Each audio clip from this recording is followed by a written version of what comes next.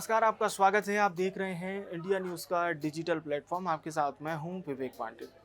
और चलिए मध्य प्रदेश की एक और हाई प्रोफाइल विधानसभा क्षेत्र की बात करते हैं, जिसका नाम है रेहली विधानसभा क्षेत्र। रेहली गढ़ाकोटा ये सीट है, जहां से वर्तमान में विधायक हैं गोपाल भार्गव। लंबे समय से हम विधायक हैं, अजय योद्धा हैं बीजेपी के, लगातार चुनाव जीतते आए हैं और बीजेपी के अभी तक के सबसे ज़्यादा चुने गए विधायकों में से एक हैं।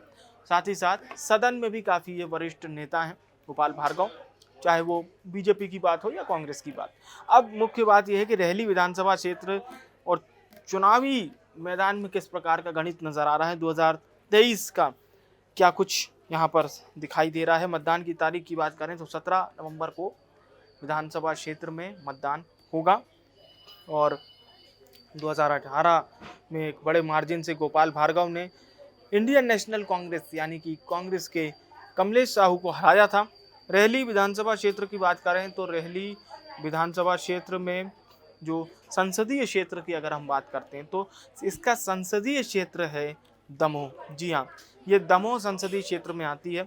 और अगर ज़िले से अगर हम समझने की कोशिश करें तो इसमें ज़िला लग जाएगा आपका सागर ज़िले में ये आता है। इस बार गोपाल भार्गव एक बार फिर से चुनावी मैदान में है। पीडब्ल्यूडी मंत्री हैं, वरिष्ठ नेता हैं और साथ ही साथ उनके सामने हैं इंजीनियर ज्योति पटेल। ये कांग्रेस से चुनावी मैदान में है। बहुत सीधी सी फैक्ट सी एक बात है तो गोपाल भार्गव की रेहली गढ़ाकोटा विधानसभा क्षेत्र में जो पहचान है वो एक विकास करने वाले नेता के तौर पर है, सर्वमान्य नेता के तौर पर है। हर जातियों में इनकी पैठ बनी हुई है और लगातार यही वजह है कि ये यहाँ से चुनाव जीतते आ रहे हैं। और इनके चुनाव प्रचार करने का तरीका भी बहुत अलग है।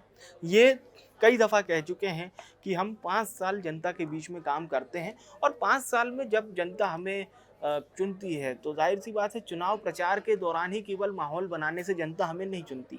हमारे 5 साल के काम जनता देखती है और उन्हीं कार्यों पर जनता अपनी मुहर लगा देती है। ये बात गोपाल भार्गव अलग अलग मंचों के माध्यम से बीते काफ़ी समय से कहते आए और इसीलिए गोपाल भार्गव को कांग्रेस और बीजेपी में ऐसे नेताओं की बहुत कमी है जो एक हम लोग सियासत में शब्द यूज़ करते हैं डंके की चोट पर चुनाव लड़ना, वो गोपाल भार्गव के लिए फिट बैठता है कि ये डंके की चोट पर चुनाव लड़ते हैं और ये कहते हैं कि मेरे 5 साल का जो पारिश्रमिक है वो आप मुझे लौटा दो केवल और केवल। तो इनके चुनाव लड़ने का तरीका बहुत अलग है।